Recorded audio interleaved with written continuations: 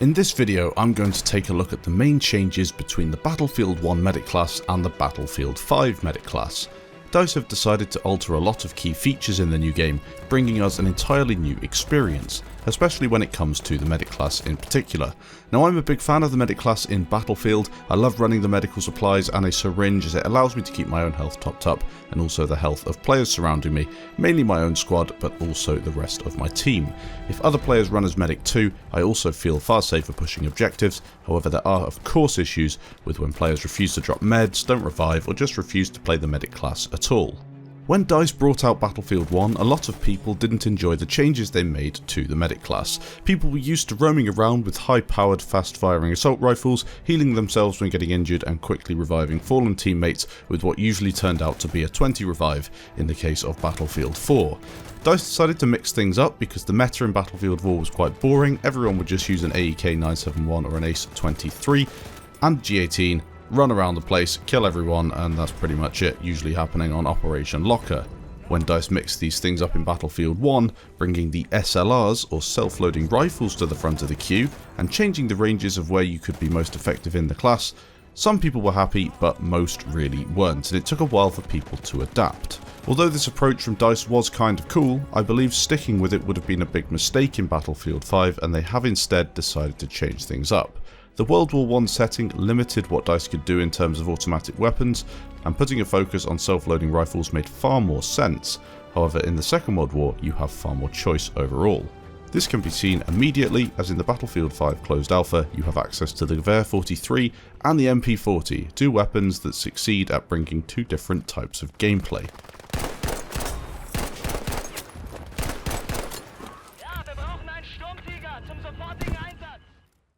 The biggest change to the medic class in my opinion is the reviving. In previous Battlefield games you could just slide in, spend half a second or less reviving someone and then be on your way. However, in Battlefield 5 as a medic you are forced to really think about what you're doing and whether you have enough cover to perform a revive. Using the smoke has turned out to be a very nice tactic in the alpha so far, but I'm sure more things will be added when the full game comes out. Other classes in your squad can of course revive you too with the buddy system. This isn't really something worth discussing at this point though, as it does not really impact the medic class in particular. I'd like to quickly say that DICE have all but confirmed they will be shortening the revive time for the medic and making the animation smoother, which is great to hear. Do you like the reviving in Battlefield 5? I'd like to hear your thoughts down in the comments. I personally think it gives the game a great change of pace and in my opinion is really good. But DICE do need to take a look at improving some of the animations and maybe adding something like an option to quit midway through the revive, as locking players into long animations in an FPS game is really not good at all. One of the major changes in Battlefield 5 comes to the health regeneration.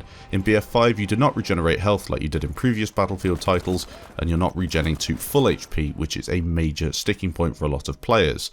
This has placed far more emphasis on having good medic players in your squad and team. Medics are required to help you out if you're not in the vicinity of a resupply or health station, and this place is even more important on the class, which in my opinion is really good. I feel as if the medic class should arguably be the most important class in the game if you had to pick one. I'd love to have a balance between them all, but if one's going to be the most important, I think it should be the medic class. ADS time has changed in the game too.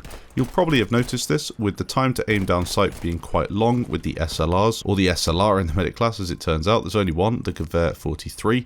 This means you get into a bit more trouble reacting to enemies at close range because of course you've got that longer ADS time. However, you can hip fire, and if you're using that Gewehr 43 at close range, the hipfire isn't that great, so of course you need to think about which weapon you're picking for which engagement. The time to kill in Battlefield 5 is very low, meaning you have the ability to take out multiple players in a short space of time, or, if you're standing in the wrong spot, getting downed incredibly quickly, and you'll probably have noticed this, it's usually an STG across the map, taking you down in a millisecond. As a medic, you need to make sure you are playing the correct range for the weapon you have chosen, with the SLRs and SMGs being the two options you have so far been offered. The Gewehr 43 is superb at taking down enemies from flag to flag with a little bit of range, and then the ease of use is also great. However, it is very tricky to use close up when you're up against something like an STG.